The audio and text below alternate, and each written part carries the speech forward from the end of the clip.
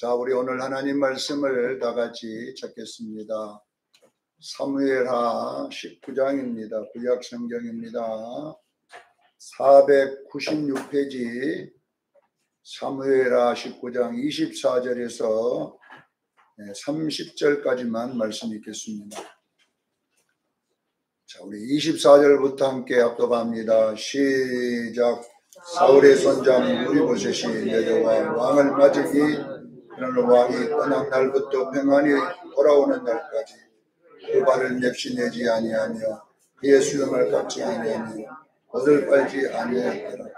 예루살렘에 와서 맞은 왕을 맞을 왕이 그에게 물어 이르되 너 무비보셋이여 내가 어찌하여 나와 함께 가지 아니하느냐 하니 대답하되 내 주 왕이여 왕의 종인 나를 하리라 쳤므로 내 나귀에 안장을 지어 이에 타고 왕과 함께 가라 하였더니 내 종이 나를 속이고 주인 나를 내 주 왕께 모함하였나이다. 내 주 왕께서는 하나님의 살자와 같으시니 왕의 처분대로 하옵소서.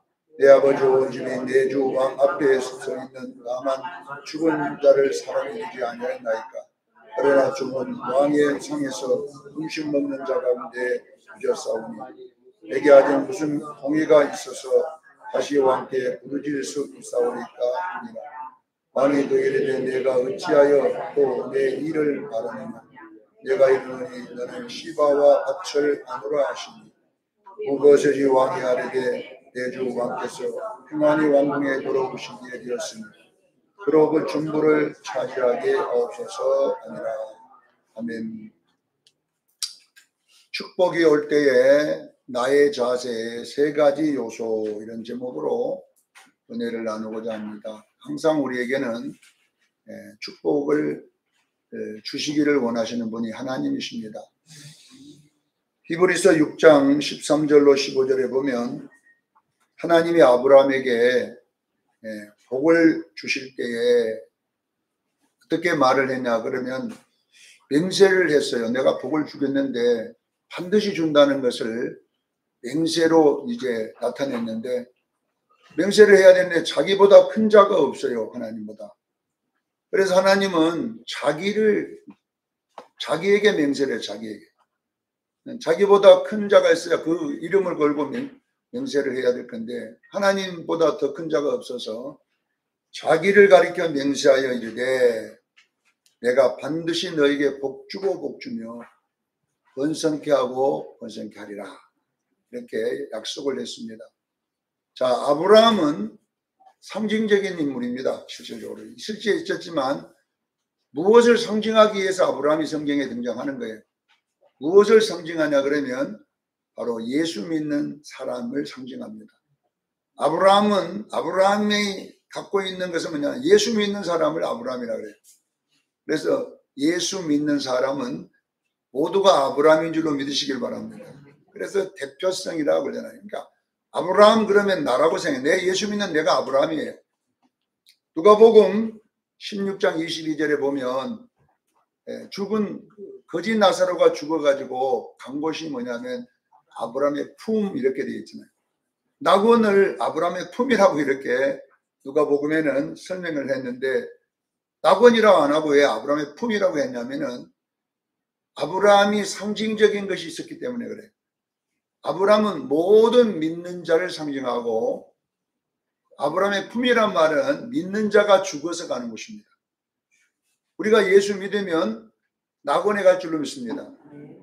아직 예수님 재림 전까지는 낙원에 가 있어야 돼요. 예수 믿는 사람은. 그래서 믿는 자가 가 있는 곳을 상징적으로 아브라함의 품 이렇게 설명했음을 믿으시길 바랍니다. 우리가 오른편 강도에게 한편 강도라고 나왔는데, 우리가 하여튼 오른쪽이 좋은 쪽이니까 성경은 한편 강도에게도 예수님이 나와 함께 낙원에 이르리라. 그러니까 그 십자가에 달렸을 때 예수 믿음으로 아브라함의 품 낙원에 간다 이렇게 설명을 해놨습니다. 그래, 아브라함의 품이란 말은 믿는 자를 상징하는 거예요. 믿는 자가 죽어서 예수님 재림 때까지 가서 쉬고 있는 곳이 어디냐? 낙원임을 여러분 기억하기를 바랍니다. 예수님 재림할 때에 먼저 죽은 믿음의 사람들은 먼저 부활할 줄로 믿습니다. 그들이 먼저 부활하여 주님과 함께 땅에 오고 우리 교회는 살아있는 우리들도 신령한 몸으로 바꿔져 부활할 줄로 믿습니다. 그리고 다 공중으로 끌어올라가서 공중에서 주님과 만나는 일이 일어난다 이렇게 되어 있습니다. 자, 아브라함은 믿는 자를 대표하는데 믿는 자를 대표하는데 딱 믿으면 복을 바로 주느냐 안 준다는 이야기예요. 예. 여러분 보면 성경에 보면 그런 내용이 나와 있어요. 아브라함에게 복을 주지 않고 어떻게 하냐 시간이 좀 끄는 데에 복을 주겠다 이렇게 성경에는 나와 있습니다. 왜 그러냐 그러면요 신명기 8장 16절에 보면 낮추시고 시험하사 마침내 복을 주신다 이렇게는 시험을 해야 됩니다. 왜 그러느냐 하면 신명기 8장 12절로 14절에 보면 정확하게 뭐라고 나와 있냐 그러면요 우리가 잘 되면 잘 먹고 잘 살고 부자가 되면 우리가 뭘 잊어버리냐 하나님을 잊어버립니다. 그래가지고 죄를 진다는 거잖아요. 그래서 하나님은 우리에게 많은 것을 주시기 전에 뭐냐 그러면요 죄 안 짓도록 만들어내는 것입니다. 자, 여러분 보세요. 아브라함에게 그 히브리서 6장 15절에 보면 금방 복을 준다 이렇게 안 되고 오래 참아 약속을 받았다 이리 나와요. 아브라함이 복 준다고 하니까 금방 준 게 아니라 뭐예요? 오래 참아 복을 줬다. 이게 뭐냐 그러면요 복을 관리하는 자로 만드는 거예요. 우리가 여러분 대기업 회장님들도 자식에게 회사를 물려줄 때에 그냥 가만히 있다가 회사 가지라 그러면요 그 큰 회사 운영을 못합니다. 그래서 지혜 있는 회장님들은 자기 아들을 공부도 시켜야 되지만 이제 평사원부터 들어가서 일을 시키잖아요. 평사원부터 들어가서 일을 시키고 대리 만들어 놓고 그러다가 전무 만들어서 놓고 그 다음에 부회장 만들어 놓고 나중에 회장으로 만드는 이런 일들을 왜 그렇게 절차를 밟아서 하냐면은 다 알아야 되기 때문에 그 큰 회사를 관리하려면 말도 안 되부터 이까지 과정을 자기 몸으로 경험해야지 그 회사를 이끌어 갈 수가 있는 거예요. 그래야 하지 않으면 결국은 어떻게 되느냐 회사가 무너지게 되어 있습니다. 그래서 우리도 신앙도 마찬가지입니다. 하나님은 우리를 반드시 복 주기를 원하지만 바로 안 주는 이유는 뭐냐면 복을 받았을 때에 복을 잘 관리하는 자로 만들겠다는 겁니다. 그래서 신명기 8장 18절에 시험에서 합격하면 돈을 주겠다는 재물 얻을 능력을 주시겠다. 그러니까 여러분 다 우리 돈이 필요하잖아요. 부자가 되기를 원하잖아요. 큰 집에 살기를 원하잖아요. 그런데 하나님은 이걸 주겠다고 했어요. 분명하게. 그러나 바로는 안 주겠다. 내가 너를 관리하는 자 어떤 상황 속에서도 여호와를 잊어버리지 않고 구원의 하나님을 잘 믿는 그런 신앙인이 되도록 만드는 내용을 믿으시기를 바랍니다. 자, 여러분 이와 같이 우리가 복을 받는데 오늘 본문은 중요한 이야기를 다루고 있는 거예요. 여러분 우리가 복이 오려고 하면 복을 받게 될 때는 하나님이 우리들을 어떻게 시험하는 내용이 나와 있습니다.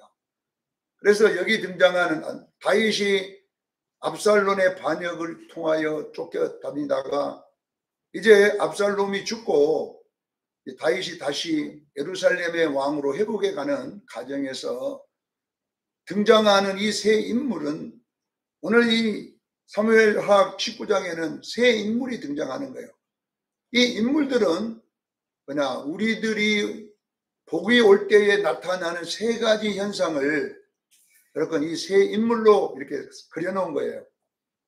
우리는 이 세 인물로 보면 안 되고 이 세 인물이 상징하고 있는 요소가 뭔가 이것을 알면 분명히 여러분 복을 받을 줄로 믿습니다. 우리에게도 복이 올 때는 새 인물이 나타나는 거예요. 나타나는. 그러니까 이것을 여러분이요 잘 처리해야 돼요. 그래서 오늘은 여러분들이 진짜 복 받고 싶으면 이 새 인물을 처리하는 능력을 가지기를 바랍니다. 그러니까 여러분들이 지금까지 복이 많이 왔는데 못 받은 이유가 뭔지 아세요? 이 새 인물 때문에 못 받은 거예요. 이거 처리 못 해냈거든요, 여러분요. 그러니까 우리 수정교회도 복이요 한 10번 왔어요. 1년에 한 번씩 왔는데 계속 데모하는 바람에 결론은 복이 계속 안 오고 있잖아요. 그러니까 여러분, 오늘 본문은 다윗은 누구를 상징하냐? 오늘 예수 믿는 우리를 상징하고 복 받는 자를 상징할 줄로 믿습니다. 그러면 이 복을 받기 위해서는 세 가지의 일을 잘 처리해야 돼요, 여러분요. 이걸 보고 뭐냐면 말씀대로 행하는 거예요. 말씀대로 행하는 겁니다. 자, 여러분은 이 오늘 말씀을 공부하게 되면 이런 일이 많이 일어났다는 것을 여러분 알게 되는데, 오늘 한번 공부를 해보겠습니다. 첫 번째 복 받는 요소가 뭐냐면 심의를 잘 처리해야 돼. 심의. 16장 오늘 나와 있는 19장 16절 23절에 보면 다윗이 예루살렘으로 회복에 갈 때에 가장 먼저 나타난 종자가 뭐냐? 시부이라고 하는 사람입니다. 시부이가 아니라 시무이라고 하는 사람인데, 시무이가 상징하는 것이 뭐냐 그러면 나에게 상처 준 사람입니다. 나에게 상처 준 사람을 용서해 줘야 되는 거예요. 이거는 여러분요, 성경에 기록되어 있다면요 반드시 그렇게 해야 돼요. 자, 보세요. 사무엘하 16장 5절로 7절에 이 시므이라고 하는 사울의 집안 사람이거든요. 이 사람이요. 사울이 다윗이 죽인 게 아닙니다. 사울은요 다윗이 못 쓰게 만든 게 아닙니다. 사울 스스로가 블레셋 전쟁에 나가서 죽었지 다윗이 사람 시켜 죽은 게 아니거든요. 그런데 이 시므이는 다윗 때문에 죽었다고 막 그렇게 다윗을 미워하고 증오하고 있습니다. 다윗에게 이 사울의 집이 원한 가질 필요가 없어요. 왜? 다윗이 해치지 않았습니다. 그런데 이 시므이는 사울이 죽은 이유가 뭐겠어요? 다윗 때문이라고 생각하고 얼마나 미워했는지 몰라요. 시므이가 사무엘하 16장 5절 7절에 다윗이 아들 때문에 도망갈 때 나타나가지고 돌을 던지고 흙을 날리면서 뭐라고 하느냐, 저주받을 놈아, 네가 그럴 줄 알았다면서 막 욕을 합니다. 아들 때문에 너무나 지금 상처받아 가는데 거기다가 대놓고 또 욕을 하니까 때린데 또 때린 그 격이 되잖아요. 얼마나 큰 상처를 받았습니까? 그때 옆에 있는 장수들이 저것과 죽여버리면 안 되겠습니까? 어떻게 왕을 기름 부은 자를 욕을 합니까? 그때 다윗이 죽이지 마라. 혹시 하나님이 저 입을 들어 나를 저주하는가 모르니 자가 저주함으로 내가 하나님께 용서받을 줄 아냐. 이렇게 하면서 못 죽이도록 한 내용이 사무엘하 16장 5절로 7절에 나와 있잖아요. 그러니까 얼마나 큰 상처를 받았겠어요. 말은 그렇게 하지 말씀 때문에 다윗의 속에는 얼마나 많은 괴로움과 상처가 있겠습니까? 그런데 놀라운 것이 오늘 본문 16절로 23절에 보니까 다윗이 이제 승리해서 아들이 죽고 이제 왕을 다시 되기 위해서 돌아오는데 가장 먼저 나타나가지고 용서해달라는 것이 누구냐면요, 바로 시므이라는 사람이에요. 그러니까 옆에 있던 장수들이 용서해 줄 수 없습니다. 저거는 반드시 자는 보복해서 죽여버려야 됩니다. 어디서 왕을 저주하고 와서 용서해달라고 했을 때에 22절에 보니까 만약에 너희가 이 용서하지 않으면 하나님과 원수를 맺는 것이 되느니라. 그러면 책망을 합니다. 시므이를 책망하는 게 아니라 다윗의 옆에 있는 사람들을 책망하면서 그를 살려준다고 맹세를 합니다. 무슨 이야기를 다루고 있습니까, 여러분? 항상 우리의 축복의 길에는 용서해야 될 사람이 있습니다. 그렇기 때문에 여러분요, 이것을 꼭 명심하고 여러분들요 용서하기를 저는 축원합니다. 실제 감정적으로는 용서할 수 없잖아요. 상황적으로는 지금 용서할 수 없잖아요. 그러나 하나님의 말씀에 용서하라고 그랬어요. 원수 갚지 말라고 했잖아요, 하나님. 그래서 여러분들은 모든 축복이 오면 여러분에게 상처 준 사람이 가장 먼저 나타납니다. 여러분을 위해 힘들게 했던 사람이 가장 먼저 나타나서 여러분 앞에 딱 서가지고 형님 나 좀 용서해 주세요. 그러면 여러분 어떻게 해요? 내가 네 형님이냐 해갖고 공격할 수밖에 없잖아요. 그러나 우리 예수 믿는 사람은 이 원리를 잘 터득해서 지금 여러분 마음에 지금 있잖아요. 그놈은 없어져 버리면 좋겠다. 그 사람을 여러분 용서해야 됩니다. 축복 달라고 맨날 기도하고 하나님께서 축복 주려고 15위 갖다가 딱 갖다 붙여놓으면요. 15위 갖다 붙여놓으면은 바로 그냥 욕 나오고 그냥 니하고 나하고는 평생 보지 말자. 이렇게 하면요. 복이 떠나버립니다. 자, 축복을 받기 전에 나타나는 현상 첫째가 뭐냐면은 심우위를 용서하자. 따라합니다. 심우위를 용서하자. 오늘 예배 시간에 용서하십시오. 분명하게 복이 올 줄로 믿습니다. 자, 두 번째 24절로 30절에는 무비보셋이 나타납니다. 두 번째 나타납니다. 무비보셋. 무비보셋이 상징하는 것이 뭐냐? 섭섭함입니다. 섭섭함. 그러니까 섭섭함을 해결해야 돼요, 여러분요. 자, 이 무비보셋은 요나단의 아들이고 사울의 손자잖아요. 그러니까 성경에는 요나단의 아들이라는 날은 안 나오고 계속 사울의 손자로만 나옵니다. 이게 뭐냐 그러면요. 다윗이 사울 때문에 얼마나 괴롭힘을 받았습니까? 그런데 이제 그가 죽고 왕이 됐을 때에 다윗이 가장 먼저 한 것이 뭐냐 그러면 사울의 집에 아직도 살아있는 자가 있는 걸 찾아라. 찾았는데 찾은 것이 뭐냐 그러면 이 무비보셋이에요.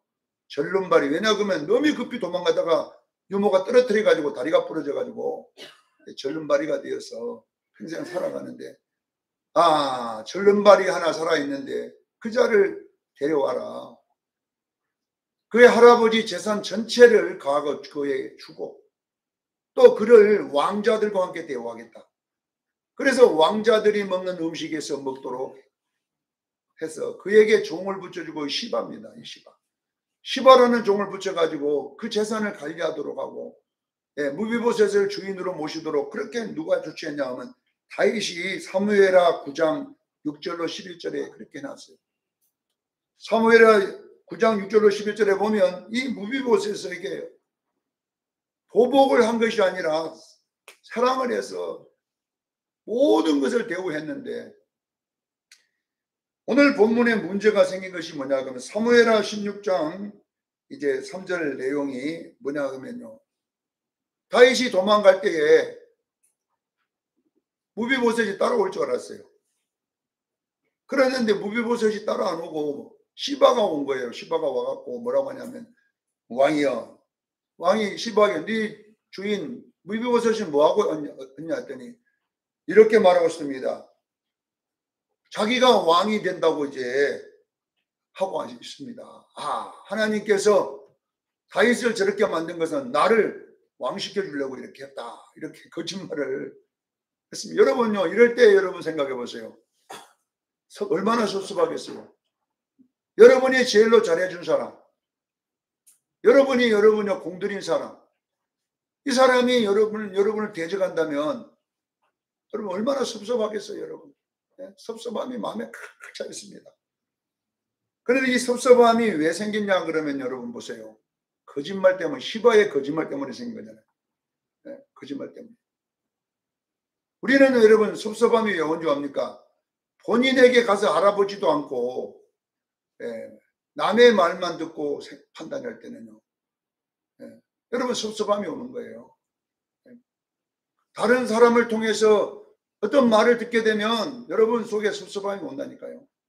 이런 일도 갤록은 어떻게 하느냐면요. 다 축복의 통로에 서 있는 시험인 줄로 믿으시길 바랍니다. 여러분에게 축복이 오면 섭섭함이 가장 먼저 옵니다. 섭섭함. 그것이 바로 무비보셋이라고 하는 상징적인 것인데요. 자, 이 섭섭함을 어떻게 처리할 것인가를 오늘 본문에는 이렇게 기록해 놨습니다. 이제 무비보셋의 재산의 밭 절반을 시바에게 주고 이 절반을 내게 주겠다.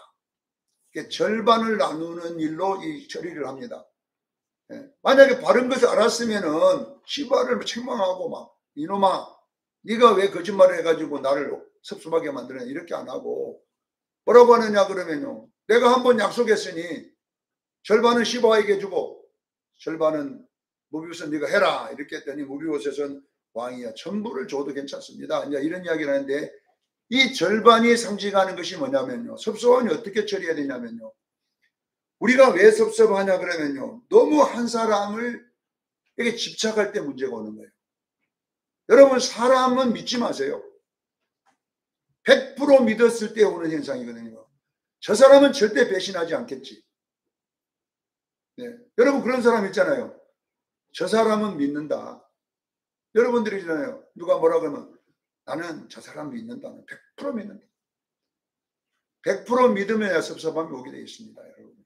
그러니까 이 절반이라고 하는 것이 상징하는 것이 뭐냐 그러면 여러분요 사람들을 골고루 사랑하기를 저는 축원합니다. 이 사람은 믿음의 대상이 아니에요. 사람은 여러분들이요 사랑의 대상이지 믿음의 대상이 아니에요. 여러분들이 왜 목사님에게 섭섭할까요? 목사님을 많이 믿을수록 섭섭해요. 그러잖아요. 저분은 아니겠지. 저분은 절대 그런 분은 아니겠지. 이렇게 생각하는데 어느 날 그 사람의 인간미가 드러나기 시작하면요. 상처를 더 크게 받아버리는 거예요. 섭섭함이 더 큰 거예요. 그러잖아요. 그러니까 오늘 이 무비보셋이 상징하는 것은 뭐냐 그러면요. 사람 믿지 말기를 저는 축원합니다. 여러분의 인생에 사람 믿었다가 엄청나게 당한 사람들 있잖아요. 우리가 믿을 수 있는 대상은 예수 그리스도 한 분밖에 없습니다. 그분만이 우리에게 섭섭함을 안 줘요. 그러나 여러분요. 제가 이야기했잖아요. 대구의 공원에 있었던 그 할머니 이야기 제가 한번 했잖아요. 30살에 혼자 돼가지고 대구 서문시장에서 고기 장사 해가지고 두 아들을 서울대학교 의대를 보냈잖아요. 근데 얘네들이 공부도 한다고 미국에 가갖고 여자 만나가지고 한국에 이제 안 들어오는 거예요. 그 미국 여자의 말만 듣고 남자는요 여자 말을 잘 듣는 모양이야 내가 볼 때는. 그래가지고 자기 어머니라고 며느리하고 둘이 나와가고 큰아들하고 나와가지고 제주도로 막 강원도로 막 여행을 시키더래요. 일주일 동안. 그리고 대구 공원에 딱 왔는데 어머니 내가 볼일 좀 여가 좀 앉아 계세요. 갔다 오겠어요. 했더니 영 안 와버린 거예요. 첫날 안 왔죠. 그걸 기다리고 있어요. 둘째 날까지 있으니까 사람들이 경찰서에다가 신고를 한 거예요. 어떤 할머니가 공원에 이틀째 있습니다. 이렇게 하니까 경찰이 이제 파출소로 모시고 가가지고 집이 어디냐고도 말 안 하고 자식이 있냐고도 말 안 하고 그래가지고 설득 해가지고 나중에 알아보니까요. 이런 일인 거예요. 왜 말 안 했어요? 자식들 혹시 안 좋게 될까봐 신문이 났잖아요. 그러니까 여러분 그 어머니 마음속에는 그래도 자식을 지키겠다고 거기서 경찰서에 입을 다물고 계시는 분이잖아요. 얼마나 섭섭하겠습니까? 자기 인생을 다 걸고 의대 보내기가 돈이 아니고 한두 번 든지 아십니까?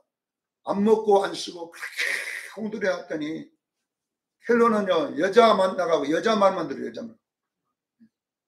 여자가 며느리 말만 듣고 그 어머니를 그렇게 버려버리고 가는 그런 이야기가 제가 신문에 과거에 한번 본 적이 있습니다. 여러분요 우리 인간은요 믿으면 섭섭해집니다. 오늘 여러분 적어도 다윗이 왜 무비보셋을 도망가서 챙겼을까요? 저것은 죽어도 날 따라올 거라고 생각했어요. 무비보셋만은 나를 절대로 안 둘 것이다. 그렇게 100% 믿었기 때문에 섭섭한 거예요. 그래서 시바가 왔을 때 무비보셋 왜 안 왔느냐 물어본 거예요. 왜? 다른 사람은 안 할지라도 무비보셋은 내 입장에 설 것이다 라고 했는데 어느 날 딱 돌아서 버리잖아요. 그러니까 여기에 뭐라고 어떻게 처리냐 사람은 50%만 믿기를 저는 축원합니다. 100% 믿어버릴 때 여러분 문제가 오는 거예요. 그러니까 섭섭함은 잘못 믿음을 가졌을 때 오는 거예요. 그래서 섭섭함을 처리하려면 인간은 믿음의 대상이 아니다. 인간은 배신할 수 있다. 인간은 거짓말할 수 있다. 이렇게 여러분들이 인정해 줄 때에 내 마음에 섭섭한 거예요. 여기 없어질 줄로 믿습니다. 이걸 여러분 알아야 복을 받는 거예요. 섭섭함이 있다 보면요, 이제 신앙이고 뭐고, 에이, 뭐, 이건 뭐, 저런 놈도 바꿔주는데 내가 뭐, 이렇게 해가지고 여러분요, 여러분 상처가 깊이 들어요. 자, 복이 오기 전에 섭섭함이 여러분 속에 왔다면, 지금 여러분 복 받을 때가 되어 갑니다. 꼭 여러분 예수 보고 예수 믿기를 바랍니다. 사람 보고 예수 믿으면 그 다음날 바로 여러분 섭섭함이 옵니다. 자, 세 번째는 31절로 39절에 난 바르실레라는 사람이 등장합니다. 바르실레는 사무엘하 17장 27절 29절에 보면 다윗이 도망했고 있을 때에 가장 힘들 때에 먹을 것과 숙식을 제공해 줬던 사람입니다. 자, 다윗만 제공해주고 다윗의 옆에 있던 사람들과 따라온 백성들까지 다 먹을 걸 주고 이렇게 했던 사람이 바로 이 바르실레라는 사람입니다. 이 다윗이 회복해서 예루살렘으로 돌아갈 때 이 바르실레가 너무 고마운 거예요. 그 어려울 때 자기를 공개해 줬기 때문에 나 갚아주고 싶은 거예요. 보상해 주고 싶은 거예요. 그래서 오늘 19장 31절 39절에 보면 회복이 돼서 내가 너를 예루살렘에 들어가서 이제 내가 너를 공개하겠다. 그러니 같이 가자 이렇게 했잖아요. 그때 36절에 바르실레가 내가 상 받기 위해서 이런 거 한 거 아닙니다. 보상 받기 위해서 한 것이 아니라 이거는 내가 해야 될 일이기 때문에 했던 것입니다. 그러니 나는 내 나이도 있고 내 고향에서 사는 건 행복하게 살겠습니다. 그러니 괜찮습니다. 이 내용이 나와 있습니다. 여러분 보세요. 우리가 어떤 일을 할 때에 항상 하나님은 섭섭함을 준다든지 우리가 또 보상의 대가를 바라볼 수 있도록 합니다. 그러나 우리의 헌신은 여러분들이 어떤 일을 할 때에는 보상이나 칭찬을 기대하고 하다 보면요, 결국은 하나님의 시험에 이겨낼 수가 없어요. 우리는 할 것을 했을 뿐입니다. 대가 없는 봉사를 해야 돼요. 목회를 해도 또 부역장을 해도 또 성가대를 해도 또 여러 가지 일을 할 때도 실질적으로 내가 이것 했을 때 사람들이 나를 알아주고 나를 인정해 주기를 위해서 했다면은 언젠가는요, 여러분요, 그것 때문에 여러분 마음의 상처가 되고 축복이 올 때 넘어질 수 있습니다. 그래서 우리는 오늘 이 바르실레가 상징하는 것은 뭐냐? 대가 없는 헌신을 상징하는 것입니다. 여러분들이 주의 일을 할 때는 그냥 대가 없이 해야 돼요. 내가 해야 될 일만 있습니다. 보상을 주든 안 주든 그것이 나와는 상관없습니다. 이렇게 여러분들이 마음의 신앙의 요소 세 가지를 가지게 되면 여러분들에게 축복의 시험이 올 때에 정답을 쓸 수가 있어요. 시험 문제는 여러분요, 반드시 정답을 써줘야 돼요, 여러분. 여러분 면허증은 60점 받아야 되지만요, 축복은 100점 맞아야 돼요. 100점. 그러려면 어떻게 해야 되느냐? 말씀으로 공부해야 될 줄은 있습니다. 말씀을 갖고 자꾸 공부를 해야 돼요. 그래서 오늘 본문 우리가 사무엘하 19장을 볼 때마다 다윗이 만나는 이 세 사람은 뭐냐? 사람으로 보면 안 되고 신앙의 요소들입니다. 이 요소 세 가지를 머릿속에 외워놓기를 바랍니다. 항상 축복이 올 때는 뭐냐?